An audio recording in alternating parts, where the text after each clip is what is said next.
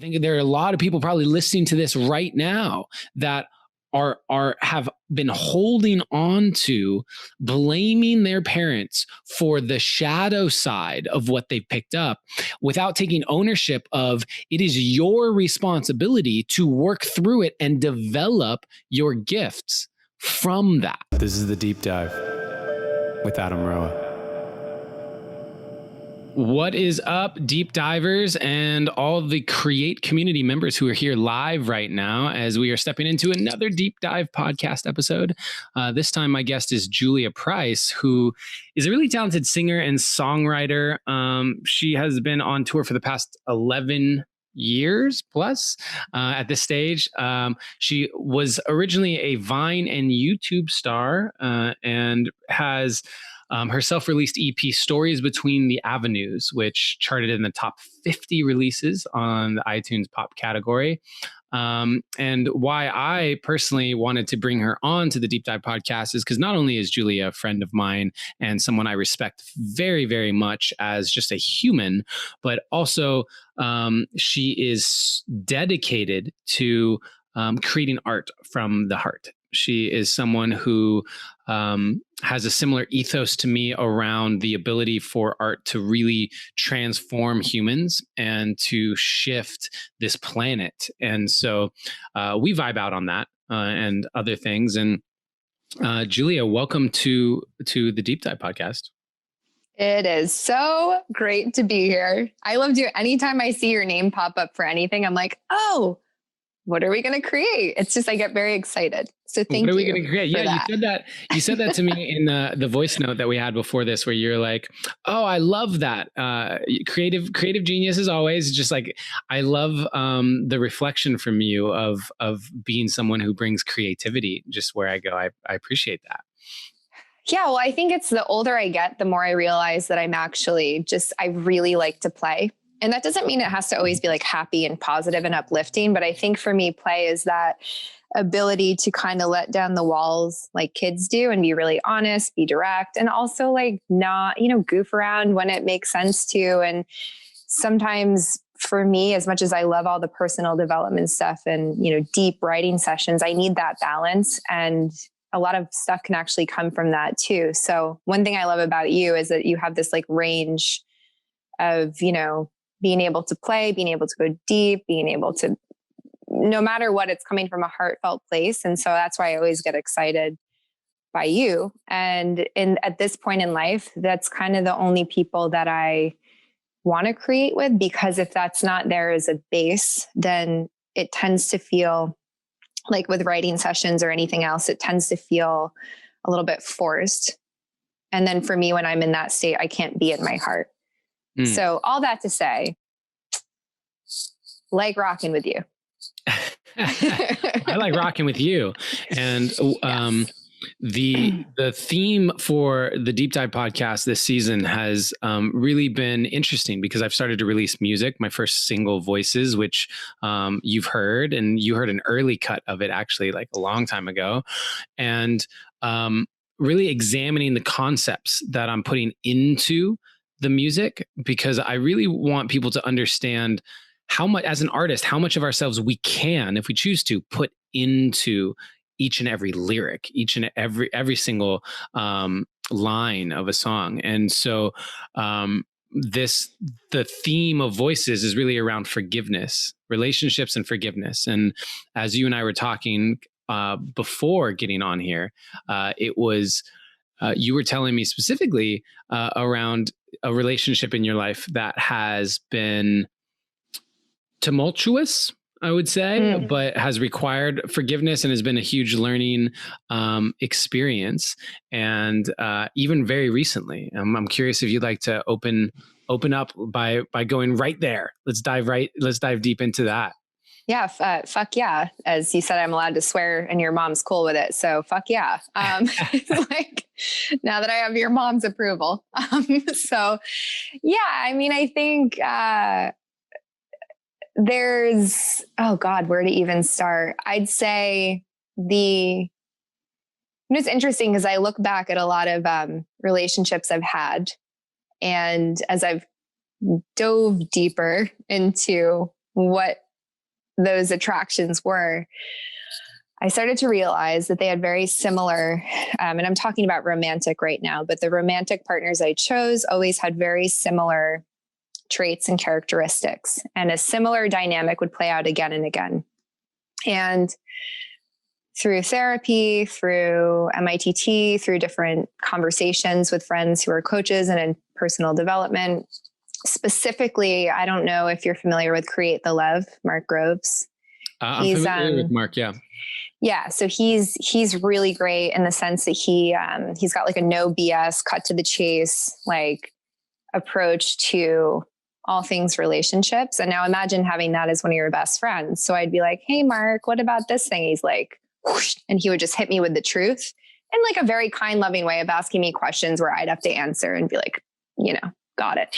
But all that to say, for me, it just came down to this deep wound with my father and understanding that until I was able to heal that, I would continue to repeat the same mistakes. Starting back from, I have this very vivid memory. I was always, as a kid, like if you look at pictures of me as a kid, not that any of you guys have that, but they're on the internet somewhere. I'm playing piano. That's just what I did. I was always writing funny songs and getting the neighborhood kids to play. There were musicals going on all the time on Summit Ave in Troy, New York. And yet for some reason, I remember when I was 16, I wrote my first real song, like vulnerable, putting my heart out there. And I showed it to my dad, and his response was so disapproving. And it was just like, oh, don't play that emotional girly stuff in my house. Like, that's not real music. And I'm like, this is my heart. Like this, I'm like showing you who I am, and you're essentially rejecting it. I was 16. 16. And so I just shut down after that. For years, I didn't play. And it wasn't until my first real relationship that I mentioned casually, like sometimes I wrote songs for fun. And again, this was like a year and a half into the relationship. And he convinced me to play for him after begging me many, many times. And I played, and I turned around, and he had like 2 tears, and he said, "You're really good at this. I think this is what you're meant to do." And that moment was what like started the healing process. But still to this day, every single time I perform, that is the voice that comes up. It's like the dad voice that just, I'm like, oh, is it going to be too emotional? Is my voice not good enough? And it comes back to that. So it's always a challenge every single time I get up. I mean, it hasn't gone away. And so beyond that, I think, as you find out as you get older, that parents are humans like the rest of us. And I remember growing up, I never saw my dad drunk. I never saw him make these mistakes that seemed very human, but he was incredibly verbally abusive to my mom, to my siblings and myself, which put me in a position of feeling like I needed to protect everyone as the oldest sibling and sort of my relationship with my mom. But what really did it for me is that when I was 25, I found out that he was having an affair with a woman. And it was really strange because I've never talked about this like publicly, by the way. So it's just, I'm like, whoa, we're going there. Yes, we are. Deep dive. We're getting there. We're deep. We're going deep. So I appreciate it. Yeah. Well, thanks for you and your community for inspiring this. But I remember I had this moment where, because my mom, which now I'm looking back, I'm like, this is so unhealthy. But she came to me. She's like, I think your father's cheating on me. I'm like, Dad would never do that. Like, he can be mean. He can do these things, but he is like the most like by the books guy. He would not. And I actually asked him, I asked my dad, and he said, no, I would never do that. That's ridiculous. And then find out he was doing that. So it kind of just unraveled everything. And then forced me to really, as far as forgiveness, there's so many layers to that level of forgiveness. But also I learned that you have to sometimes forgive someone who doesn't apologize and doesn't take ownership.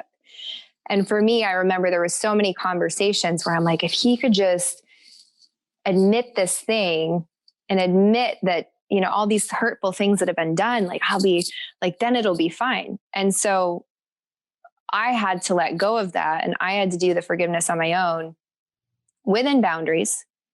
And we can talk about that later, but you know, I've had to learn my own boundaries around it, but it was something I was carrying that was so heavy. And, you know, I had to also like let go of this weird protectiveness over my mom that my mom wasn't asking me to have. So it was super layered, as I said. But I've seen how that has played out in all of the choices I've made, career-wise, music-wise, writing-wise, relationship-wise. It's all connected to that. Wow. So it's amazing to me how much, especially starting on the personal development path. One of the things that I think overwhelms a lot of people about getting into the work is they hear stories like this, because what happens is I think about how much of my life I had to reevaluate once I learned certain things or had certain memories, or finally was able to make the connection of how so your equivalent of you know, basically being told not to sing, you know, these emotional songs by your father, and so that shutting you down to some degree. My equivalent was essentially just being told not to cry like a little girl by my father, and that experience making me feel like, oh, shut down your emotions. Don't show those emotions. And it's often overwhelming to go, whoa, that has impacted every area of my life. It has impacted like my relationships. It has impacted the way, what I think it means to be a man. It's impacted everything. And I think that people can get quite scared, honestly, to uncover something like that and then go, well, now what? And so I'm curious because again, going back to one of the big themes of the song being forgiveness. And before we get into how it impacted your relationships down the road, I'm curious, what was the process like of getting to a space of forgiving your father? It's so interesting you sharing that about what your dad said. I feel like there just is, I don't know if it's a generational, like men from that time or a specific type of parenting that they received. But when you said that, I was like, yeah, like even when I was just home, I was lifting a keyboard out of the car. It was a big keyboard. And my dad goes, oh, like you can't lift that. You're just a little girl. And I'm like, hello. Like, you know, but it's still kind of this thing. And I'm like, oh man. So it's not, forgiveness isn't just like, I forgave you and it's done. It's a constant thing. It doesn't stop, because the alternative for me with this specific relationship is I don't have this person in my life, or I have a very specific relationship that works for me where I know certain things are going to happen no matter how many boundaries, bless you, I have. Thank you. I tried to mute myself before. Yeah. So I think I actually forgot what your question was about forgiveness, but I was just saying the process of it, because what you spoke to that I'd love to build upon is when you said forgiveness is not like a one-time thing. It's this consistent process.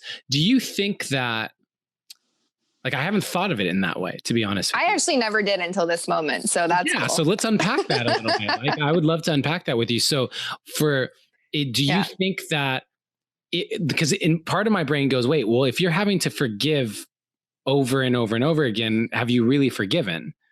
Right? Or like, is it actually, are you forgiving the same thing over and over again? Or are you actually just scraping off the top of the wound and saying it's forgiven, but you haven't actually forgiven the deep core wound that keeps bringing that up?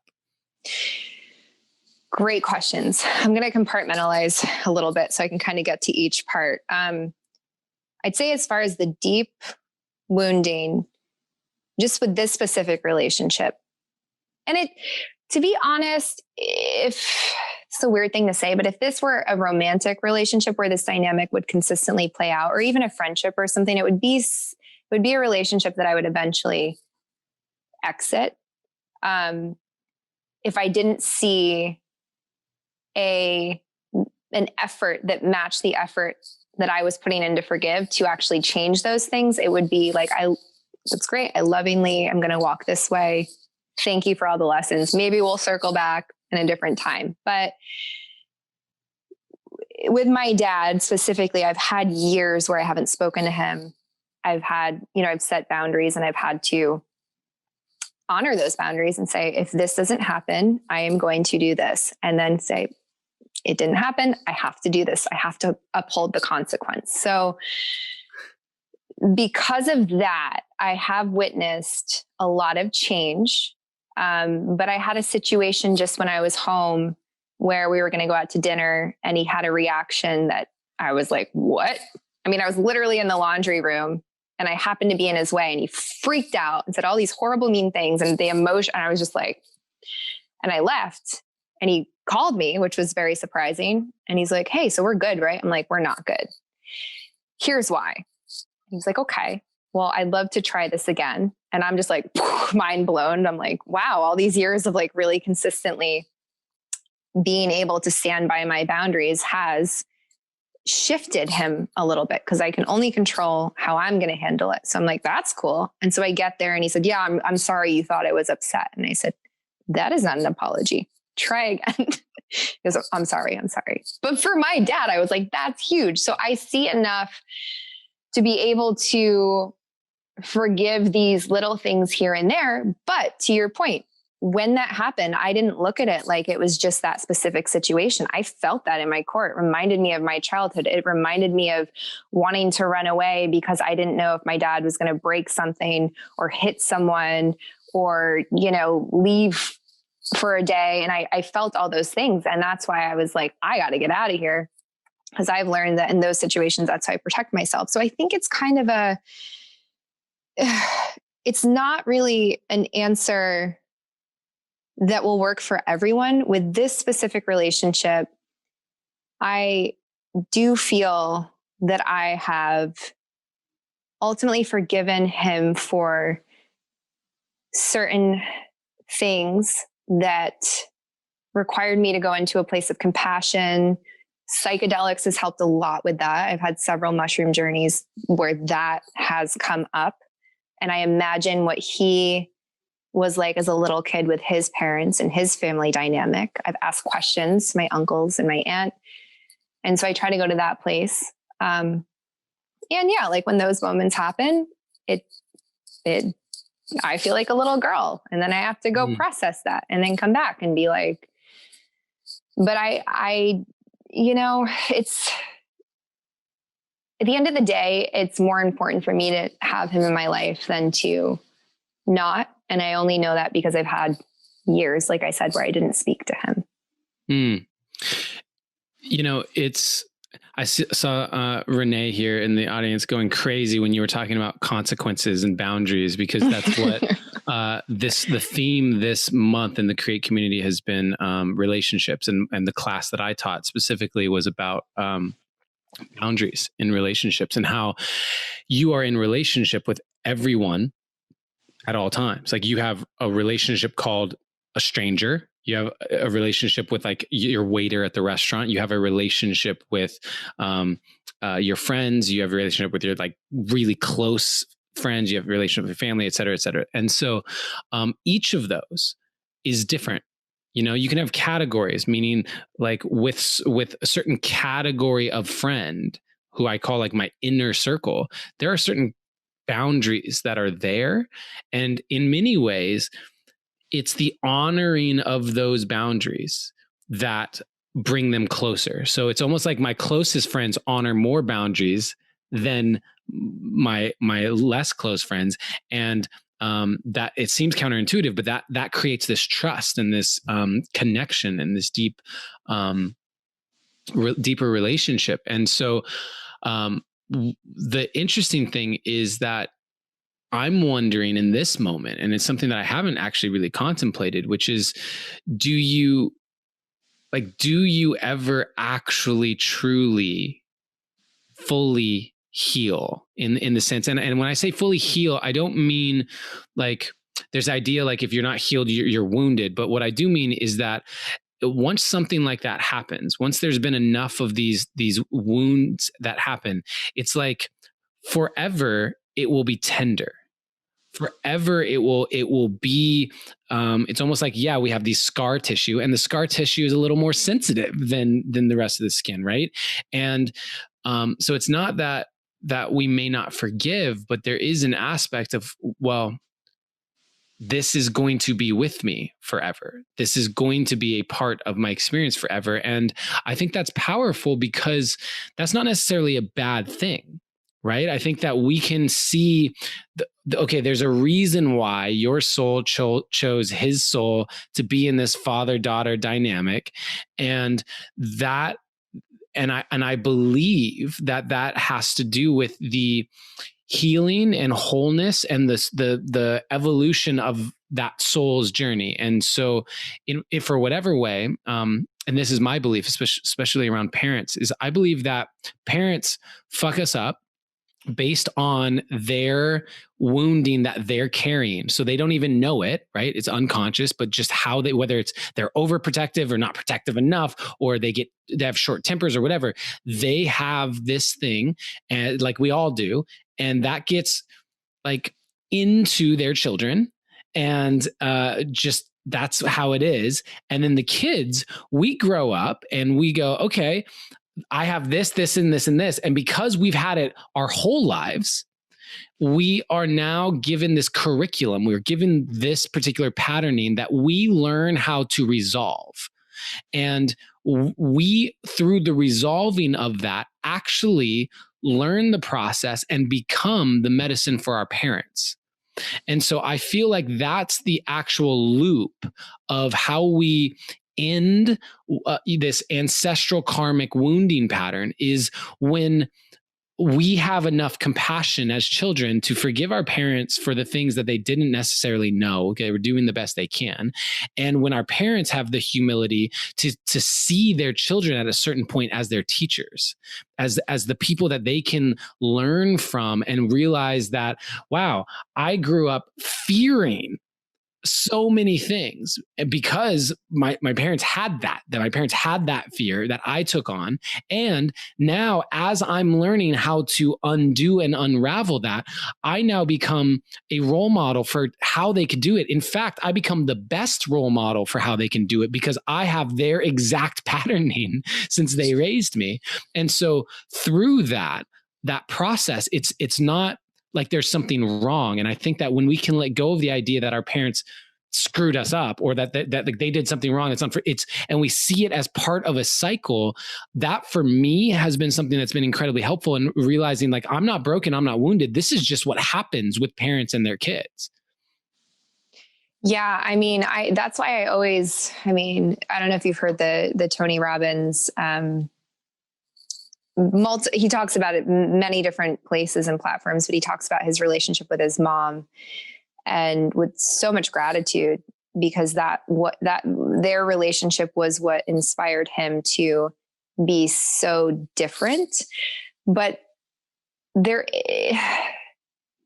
I mean by that is his mom was very abusive to him. And so he committed his life to making sure that he would do everything he could to prevent other people from going through that pain. So I think in a weird way, it's that sort of wounding does help determine what we do in life and how we approach it. And then, yes, being able to go back, like I see both sides of my parents in me. I see my dad's anger in me, to the point where I'm like, I got to walk away because I'm going to say something. And it took a lot of work for me to get to that place. And I remember one time I was living with this girl, Julia Allison. I don't know if you know her, but I do. Yeah. So we were living together in Marina Del Rey. I was 25. 25, big year. Parents, father having an affair, having anger management issues. So kind of connected. But I remember I was in the middle of a fight with her because of something going on, which is funny. I would never really fight with a roommate now, but that was like kind of standard for me. Then we were fighting about something and I just left. And she pointed it out to me. She's like, you can't just you just left in the middle of a conversation. I didn't know where you went. I'm like, oh, that's a dad thing, so being able to recognize things. And I think going back to that, once we can go into that and acknowledge all the sides of us, then there is another level of forgiveness, because I'm like, oh, I see how easy it would be to continue these patterns had I not had the awareness to do something about it. My biggest awareness came from someone broke up with me because of my responses and my reactivity. And then I had to go through that heartbreak of realizing, I could actually push someone away for acting like this. And that forced me to kind of look at myself. But yeah, I think there are things, it's funny you say that. I'm finding myself kind of teaching my dad how to do certain things, but not by trying to teach him, but by breaking a pattern that is not always easy for me. Like when I left, I was just like, I just left. Okay, I'm not like a teenager. I'm not going to get in trouble. But yeah, I think that that's sort of our responsibility as we learn these things, to go back and be able to pay it forward and teach our parents in whatever way that looks like, the same way that they've done that for us. Yeah. And I think, also in recognizing that in personal development, especially, there's this weight and focus and attention put on all of the ways in which we've taken on the wounding patterns. And yet I think it's important to point out that those patterns, one of maybe the only way, and it's probably not the only way, but one of the primary ways that we heal those patterns is through a curriculum of effort and awareness and attention that develops some of our greatest gifts, right? So in the, for me, one of my biggest wounding patterns being around essentially being told, because my dad's from the Philippines, right? And so being told, I came to this country with nothing and gave you everything, so you should be able to accomplish way more than I ever did, and that kind of mentality. And the almost expectation that came with getting good grades. I would see my friends, they would get money for every A they got. They get $20 for every A they got, and I was getting straight A's my entire scholastic career. And it felt like it became expected at a certain point. If I had an A minus, why is this an A minus, as opposed to, well, what about the fact that they're all A's? And the interesting thing is that while that may have created the on one end of the spectrum, the wounding pattern around I'm never good enough, or my value comes from what I do and what I achieve. On the other end of that is I developed an incredible work ethic. I developed an incredible ambition and drive to be the best that I possibly could be at everything that I wanted to do. And once I was able to heal the wounded aspects of that drive, it's not like I lost the gift. And so I think that, again, looking at it as, while the focus may be, and part of my forgiveness process around so much of this has also come from that aspect, and seeing, one, that this is part of a very important cycle. It doesn't matter. You could have the most amazing parents on the planet that did everything exactly right or whatever, but there's that one time where you wanted an apple and they gave you an orange. Do you know what I mean? There's going to be something, because it's a part of this cycle. And so that was huge for me in my forgiveness, is just seeing it as part of a cycle. And then also finding the gratitude, because without those particular aspects that have a shadow side, I wouldn't have gained the light side. I wouldn't have gained the gifts. I would have gained probably different gifts from different shadows, but everything has a polarity, right? And so I'm super grateful. I think I have two incredible, amazing parents. I mean, look at my mom's on these classes. She's a part of the Create community. She's like a Create community rock star here, regularly in here hosting classes and various things. And like, I think I turned out pretty well, if I say so myself. And yet all of these aspects, I think so many people hold on to the blame. I think there are a lot of people probably listening to this right now that have been holding on to blaming their parents for the shadow side of what they've picked up without taking ownership of it is your responsibility to work through it and develop your gifts from that. Have you been hearing that you should love yourself more? Is that something that has consistently popped up in your space, but you're not exactly sure how to do that?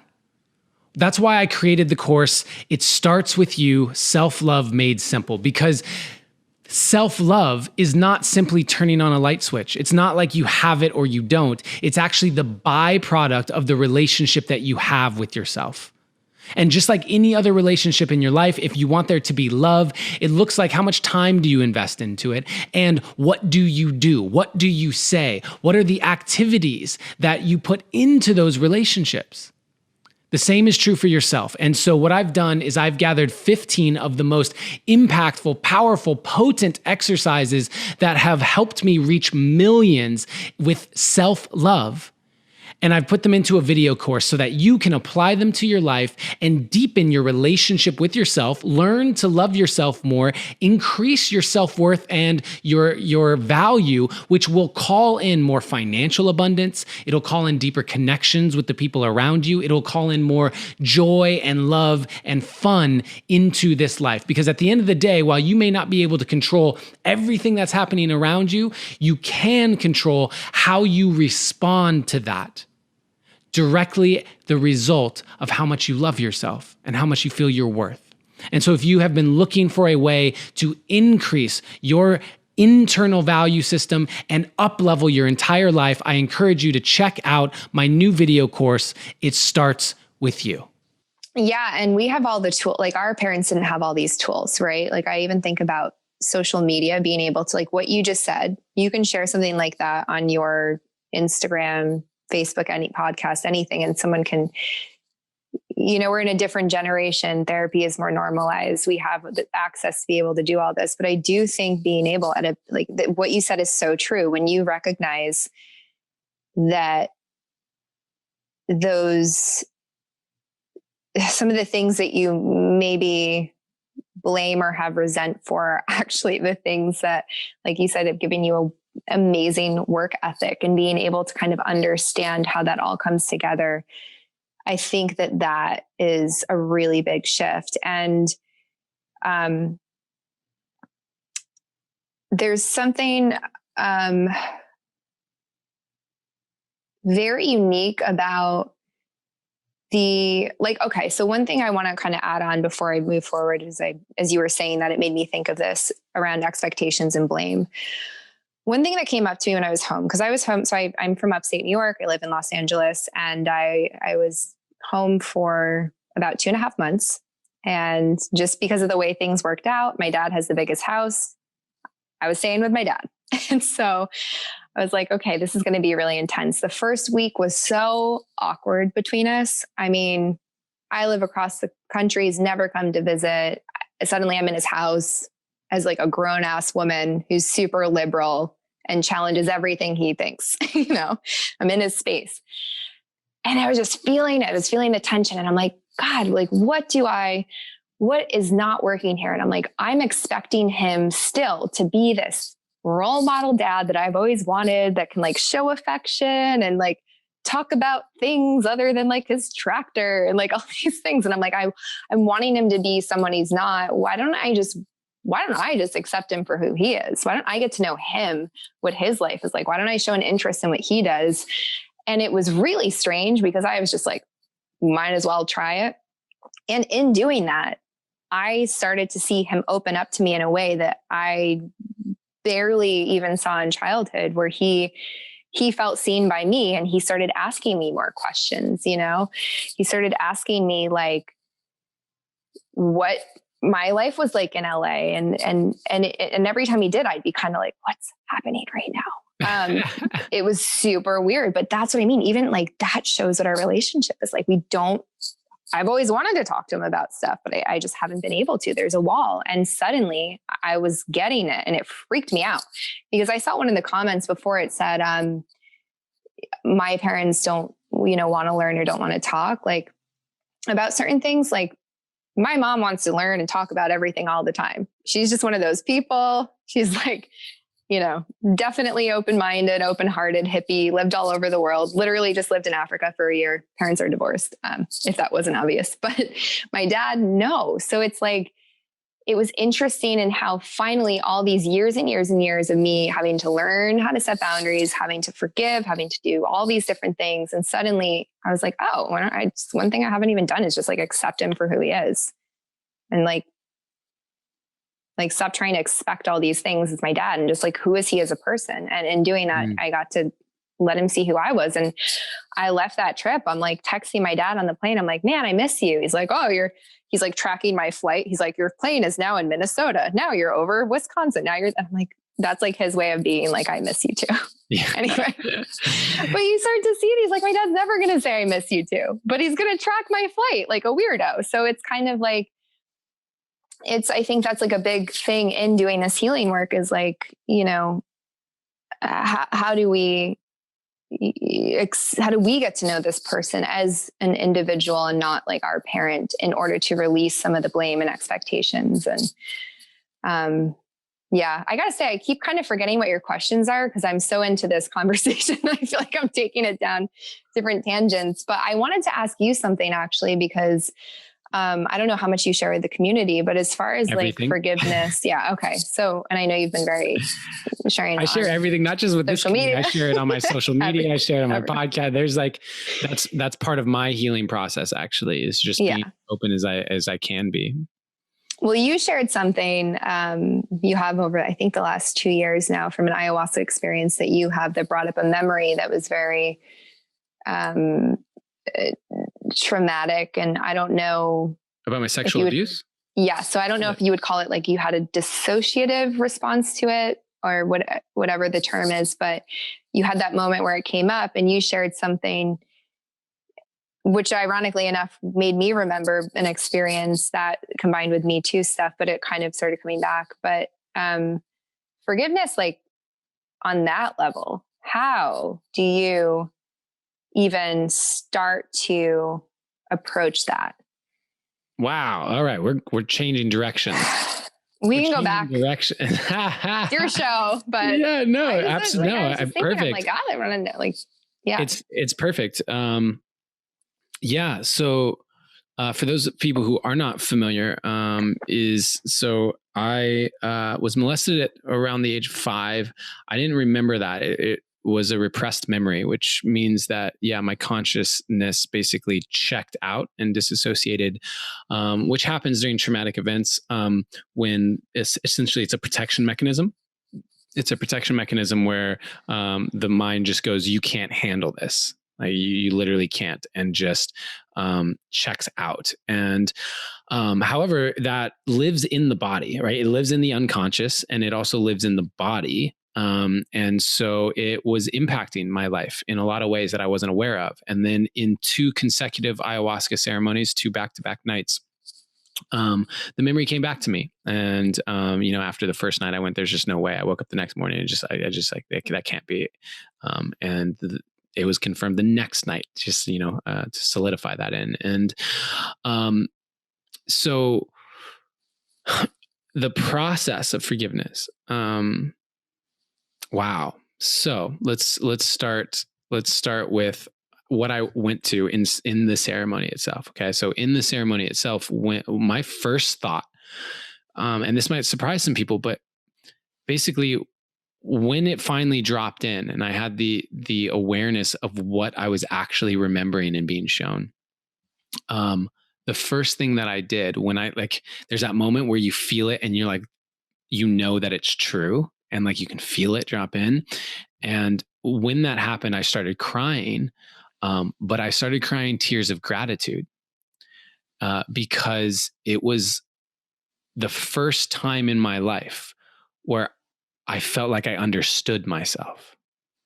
It was the first time in my life where it was like the missing puzzle piece that I'd been feeling for so long, that like for my entire life, it just felt like there was something off and I didn't know what it was. And finally that piece had dropped in, and I was so grateful that I sobbed, just so grateful for the opportunity to know myself and to have like my life make sense. And, so what I went to immediately was, okay, I believe everything's happening for me. And so, like, how do I turn this into a gift? That was literally was, how do I turn this into a gift? And I went, okay, well, let me like forgive him. And I'm in ceremony, so this is all happening kind of esoterically for anyone who's done ayahuasca. I have a number of podcasts about ayahuasca experiences and things that you can go back and listen to, and but I basically wanted to call this person in and say, I forgive you, and like let it go energetically. And every time I tried, and I got this like zap of electricity, and ayahuasca grandmother was just said, nope, not now. And I went, what are you talking about? Like let's call him in, and tried to call him in again, and a zap. And it was like a third time. She said, you don't want me to tell you no a third time. Like you just stop. And I said, well, what am I supposed to do? And she said, now is not the time for you to forgive. Now is the time for you to actually sit with it and realize how deeply this has impacted you. Like how deeply it's impacted you. And I think that, there's so much onus put on the power of forgiveness and the importance of forgiveness, and this idea that if we don't forgive, somehow like we're bad or wrong or whatever. However, what that can do is cause us to want to move past a very important part of the process, which is really understanding the impact that it's had on you. Because if you don't acknowledge the impact, the depth of the impact that it's had on you, how can you actually truly forgive? Kind of what we were talking about earlier, like I might be able to forgive on the surface level some of what I understand, but how can I actually truly forgive when I haven't yet even sat with it enough to realize that this event is the reason why I'm having intimacy issues in my relationship? Like, how can I truly forgive if I'm unable to even recognize yet that this event is the reason why I don't feel safe, like being naked around people? Like, if I don't understand all of those nuances, how can I truly forgive? And I think that's a starting point. And I have other aspects, but I want to allow you to respond here. But like that was the first initial space, and I think it's something that so often people overlook. Yeah, it's actually, as you were sharing that, I was going to ask at one point, I'm like, wait, did you let yourself feel it? Like, did you get angry? Did you get and then you kind of said, yeah. And then the grandmother was like, not yet, you're going to sit with it. Cause I feel like one of the things I really admire about you is that you like to you say you're going to do something and then you do it like very quickly. You're like, I'm going to do this thing now. I'm like, oh my gosh, now he's doing a songwriting workshop in Nashville. I feel like we just was going to get into music like a month ago, but like, and I love that about you. But yeah, it's amazing that because of the plant medicine, you were able to be zapped, as I think you said, into just sitting with it. Mm-hmm. And one of the things that I feel like we're often told within our society to, in one way or another, maybe not directly, but to suppress anger, grief and anger. But I guess maybe anger could fall under the grief category. I'd say sadness, anger. Anger has been one of the most useful tools that I've had when channeled correctly.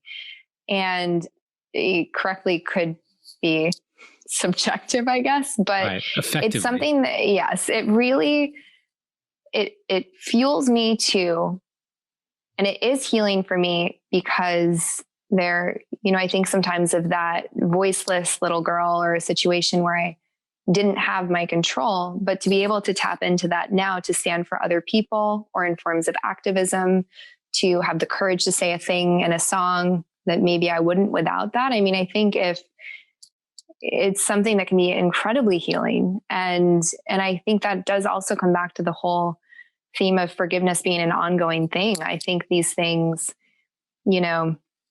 choose our soul, choose to inhabit our soul in order to actually help us if we can figure out how to connect with that in a service oriented, healthy way. And then sometimes, I love that. I love this idea that you can sit with it without needing to necessarily fix it right away or identify it or label it. But like, I'm just feeling, sometimes I just like feel very sad and I just want to cry and I have no reason. And I'm like, cool, okay, this is needing to get out of me. This is another part of it. This is like, and I have to say, for me, a big part of really sitting with myself was when I stopped drinking for a year and a half. I'm now drinking here and there again, but I needed that time because that allowed me to really sit with a lot of things, which ultimately has led me to this place where, because I didn't have certain numbing distractions, it's part of what the journey was. But yeah, I mean, I think that it's interesting that happened for you, as you say, because now you've taken that experience and you've been able to talk about it so openly as a man. Hard for women or men or anyone. And I think in a weird way, it's interesting hearing you talk about that experience with your dad mentioning crying like a girl and the emotions, but yet in you continuing to share and to cry and to be vulnerable, you're healing so many other people. And yeah, I mean, I think that again, going back to the theme of forgiveness is a big part of it, is when you start to see how sharing these stories does resonate with other people and affect other people.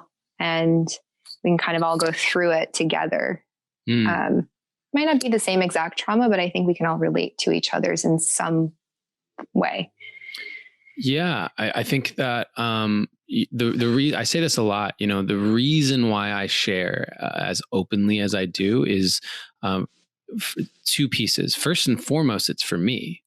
Everything that we've talked about, where it's we pick up this wounding from our parents, but through the healing of that wounding, we develop our greatest strengths. Most people at this stage, I think, speak to my vulnerability and authenticity and willingness to open up about anything and everything as a strength that I have. It's a huge part of why I have, people who follow me or are part of what I'm doing and fans. And yet the reason why I do that is because I went so long feeling unsafe to do it, that my healing process, every time I share about it, even on this podcast now, where I can feel myself getting emotional, speaking around some of that stuff is like, I'm rewriting that story that it's not safe to feel. I'm rewriting that story that it's not safe to be seen in my emotional experience. I'm rewriting the story that men don't cry or that men don't share or let people know how they feel. I'm rewriting that story. And that's for me. And then what I recognize is that the depth of our vulnerability reveals more of our who we are on the deepest level. It reveals more of our soul, more of our heart. And my belief is, and what I've seen repeated over and over and over again, is that at that deepest level, we are all one. We are all connected. My pain is your pain. We get it. Like I don't have to go through the experiences that you go through to have something in my life that I can relate and understand. I know what it feels like to be incredibly, incredibly sad and not know why. I know what it feels like to have my heart broken. And so I feel like by opening up, I create a space for people to find the connection between us. Find the connection that always exists, because so many people on this planet, the biggest issue I see is separation. People thinking that because you're a Democrat and I'm a Republican, or because you support guns or abortions, or you're this religion and I'm this thing, that we are somehow, we're separate from each other. When in reality, the reason why you believe your religion and the reason why I believe my religion is because we both feel an existence of God.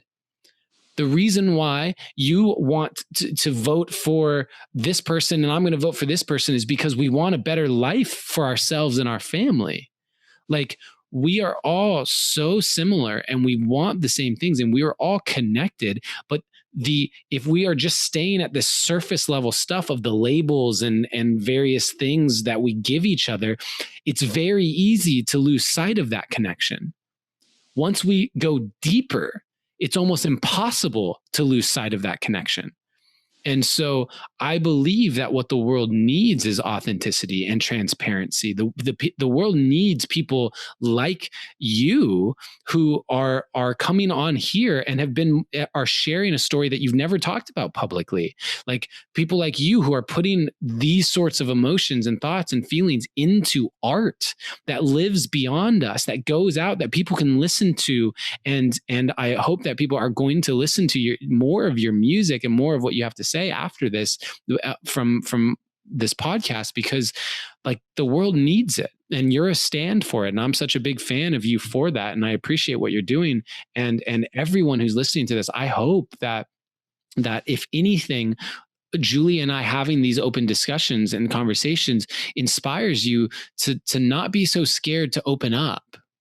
Don't be so scared to open up. Granted, you get to be very selective about the places that you open up and who you open up with, because it can be incredibly damaging to open up to someone who can't hold it and spits it back in your face. However, there are plenty of places that you can do it. The Create community, literally where we're doing this podcast right now, thecreatecommunity.com. It's why I started it, is because I know people need that space. And so for anyone who's listening to this who doesn't feel like you have it, you're welcome here. And for anyone who does have it, great, lean into it. See how much more authentic, transparent, and vulnerable you can be. So many amazing points that you just made. Don't know where to start, but one thing, you just made such a good point about you can be selective with who you share certain things. I think that is such an important thing, especially if you're on a path where you would consider yourself relatively new to the personal development space in any way, or even just sharing, you're learning these things and you want to share. I wish I had learned that much younger, because I kind of would just be like, hi, I'm Julia. Here's everything. And I've actually in the last few years taken a step back and really observed and gotten to know people, feel their energy, those sorts of things before deciding whether or not to open up and how much to share, and like really letting that slowly build over time with some people. And some people you just can go in right away because you feel it. But yeah, I think going back to what you said, I'm just a very liberal person across the board, and staying in upstate New York, it's kind of a range of everything, but just from a political perspective for 1 second, there were some neighborhoods where I'd have to drive through a bunch of Trump signs. And at first, literally my first day there, I was flipping everyone off, I'm just going to be honest, and from my car safely, because I'm, I don't know. It was like, in my own bubble of protection, doing my thing that I needed to do to express. And by the end of it, I was just like, you know what? At the end of the day, like, I bet if I sat down with that person and said, what do you care about? What do you want in this world? What do you want to create? Well, I'll never understand certain things. It's like, I bet we actually do want very similar things. And it doesn't mean you have to go be, friends with a bunch of people who have different opposing views. Cause I know these in some ways have forced us to be almost feel like we have to take a side. But at the end of the day, like that's not how humanity is going to get a win. I think, I think being able to have conversations, yes, with people who are like-minded, but I have one family member, we completely disagree on everything. But one thing I love is when I sit down with him, we have conversations where we learn. And because of that, over the years, I always enjoy talking to him and getting a different perspective. Never going to agree, but I definitely learn something every time. And because of that, I'm like, I have a lot of compassion, and I think it works both ways. And I do feel like that's one thing that it's important to remember, that we're actually not that different. And then sometimes we are very different, and that's okay. Boundary up. It's beautiful. That's like a beautiful thing of the human experience. And I'm excited because literally probably within the next half hour, my new poem, Pandemic, is going out. It's going live. So it's interesting because it covers a lot of what we're talking about, and the aspects of, I had a buddy reach out to me, Ryan. And so he just reached out to me when the Plandemic documentary came out, and just was basically sent me a bunch of conspiracy theory videos, and just like, you need to look at this. And he's like, the world needs your art, man. Write a poem about what's going on. Like, what's going on? And I sat down with my journal and I wrote the first line, which was, is this pandemic really a plandemic? And that was just the first line at the top of my journal. And I sat there and I just started writing a poem. And so that poem ultimately comes back to compassion, and it speaks so much to what we've been talking about right now. And I'm really excited because it comes out in about 30 minutes. So yeah, I'm going to turn it over now to questions from the audience. We're going to do like a rapid fire round as we begin to wrap this up. Julie has been awesome.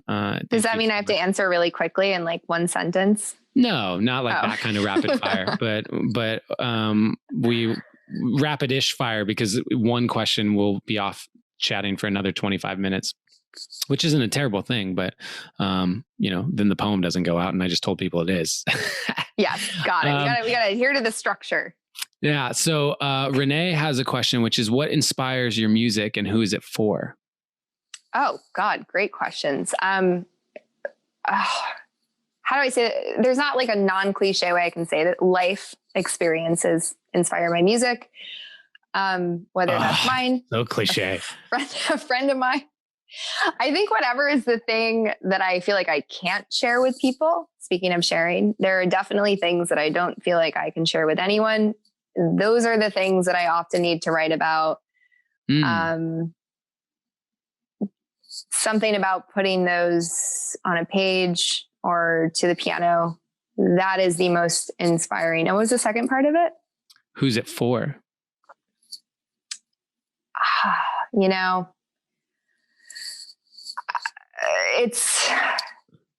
I have an idea of who I want it to be for, but it's really, as you said, it's part of my own healing. It's for me to get off my chest, to put out into the world and let people interpret it for however it's meant to be interpreted. I used to be I was like, my demographic is women from this age to this age. And that doesn't work for me. That doesn't work for me, because then I'm creating in my head. I'm not in my heart. So I do it for me because I have to, or I will explode. And then I just put it out there and hope that it resonates with people. I'm just now experiencing that for the very first time. My ex heard voices and wasn't happy. Wasn't happy. Am I allowed to ask that? Which ex? I'm not going to say it. Okay, I'm not going to say it, but the most recent one. Okay. Yeah. The most recent one that Voices was written about.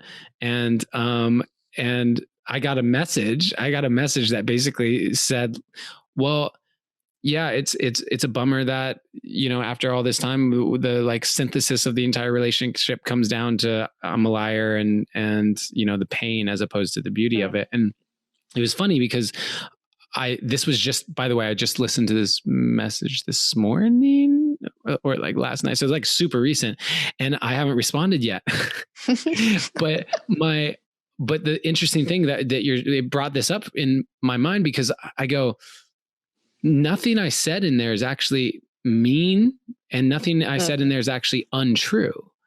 All that's said in there in terms of what could be, because I went through my own process of like, let me evaluate what I actually said. And I said, you're a liar. I definitely say that line in there. And I say, I can't believe it. You were feeding me lies. Like, Mm. also true. You know what I mean? Like there's these true statements that are in there. And I wrote that because I needed to get that out. Like I needed that part of me to be expressed somewhere, somehow. And yet now there's a little bit of a, oh, okay, like that hurt her feelings. Granted, that's okay. I get to get used to that. And also that experience of like, I'm not making this for anyone else, you know, like I'm not making this for, I'm not trying to send this message to you through my music, ex-girlfriend. Like that's not why I'm doing it. I'm doing it for me. And I love that you said that, because I feel like as of this morning, even I'm getting a new initiation into releasing vulnerable art and who it's for and what that actually means to do. Yeah. And I will say, I do give a disclaimer to every single person I get serious with romantically. I'm like, listen, I'm going to just tell you now, if this goes south, it's going to be in a song. And even if it goes great, it's going to be in a song. My friend's going through this thing, it's going to be in a song. Like it's just, and again, this is newer for you. I know you said that, but the longer you do it, I think you learn to kind of be like, maybe this is a song that I could, if I don't know what your relationship is like with this ex, but if it's amicable, like, hey, just so you know, I'm putting out this song, but maybe not. Maybe you just got to do it and just talk about it after. If she's upset about this song where I'm like, what do I do? Do I forgive you because I still love you? She's going to be pissed when the ones come out where I'm angry. Like the angry songs, those ones get ready for those, because those ones have a whole different energy. And yet at the same time, that's a part of my experience. There was a time period when I was fucking mad. Like you lied to me. I was mad about that. And I put that into art. And like this song isn't meant to say our entire relationship got synthesized into this one song. This is one aspect of the experience that happens. And that's what people get to understand. And what I'm learning about songwriting too, is just like, it's one moment in time. Like it's one emotion. It's one capturing lightning in a bottle. And it's really magic. And Perry actually has a really great question here. As someone who's starting to experiment with writing songs and singing, do you have any advice on how to make it real and like how to expand your skills as a beginner, as a songwriter, so that you've been, experienced? What would you have to say? So the question is, how to make any advice on how to make it real and how to expand your skills as a beginner, as a beginning songwriter? So that's almost like two different things there, in the sense that I'd say I'm going to come back to the how to make it real thing question in a second. I think is expanding your skills. So expanding your skills, you want to listen to really great songs that move you and think about, why do I like this song? Why is this chorus catchy? What are they saying that I like? Because the more you understand that, you'll get to know what kind of writer you are. And that will help you from like an organizational standpoint, because you want to write stuff that you also want to listen to, which makes it more real. But I think there's surrounding yourself with people who are better than you in different ways, whether that's just doing YouTube tutorials, challenging yourself to collaborate. I never did a cappella in my life, and I weirdly got my way because of a YouTube video onto an a cappella TV pilot. And these people were so much better than me. I was like, why am I here? But by the end of it, a year later, I was harmonizing certain things. I felt confident to get up there and be like, bah, bah, bah, bah, bah, bah, or whatever, things we do with our mouth. But I think it's surrounding yourself with people who challenge you and push you outside of your comfort zone, and from a technical standpoint. That being said, how to make it more real. It's just, it's almost going to sound contradicting, but not thinking about any of that stuff, like not thinking about the technical side of how to be a better vocalist and all these other things. Like that is a very important part of it if that's what you want to do professionally. But all that stuff will get in your way if you're trying to just come from your heart. For me anyway, you might be totally different the way you're wired, but the more I just think about what I'm feeling in this moment, how I want to get it out, just like bleh, get it out. And then I go back and I'm like, okay, well, maybe I could make that rhyme. Maybe I could do this. Maybe I'll show it to a friend and hear what their thoughts are. But yeah, I think it's like a 2-part thing, right from the heart, deal with the technical side of it later. And I love that you gave me a perfect segue, because my 4-week course is called Right from the Heart. Or take Adam's course. Like that. I laughed at that question, because how to begin to connect your emotion to the writing process and write at a deeper level in a very real, authentic way, which is what I know how to do. I'm learning song structure in different various aspects. Like I'm learning that kind of thing, the technical, but writing from the heart is something that I know how to do really well. And that's why I teamed up with Lindsay L, who, man, she's a badass when it comes to singing songwriter. And so we have a 4-week course coming up in November. Anyone who's listening to this, we'll put a link in the show notes for anyone who's interested. But Renee's like, I was going to suggest that. You have like perfect. The best community ever. Yeah. It's literally exactly for that thing. For it's not even necessary for people who want to be professional songwriters, but as you and I have spoken about here, it's like writing. The ability to express and put what we're feeling into writing is there's nothing like it. There's something absolutely remarkably special and healing about that process. And so I'm really passionate about supporting people and learning how to do that at a deep level. So, all right, Julia, this has been awesome. You came in with some heat today. This shows Julia some love, create family, show it on the screen. Julia, let people know how they can follow you, support your music, get more of your wisdom. What are all these places?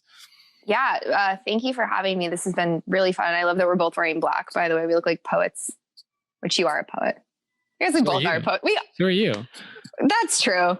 It's whatever. It's we're artists. This was a lot of fun. It was a lot of fun. I'm so excited to see you in Nashville. And I love that you're doing a course. I think that's I love that. You can never, no matter how seasoned you are, I think there's always room to do a course. So super excited about that.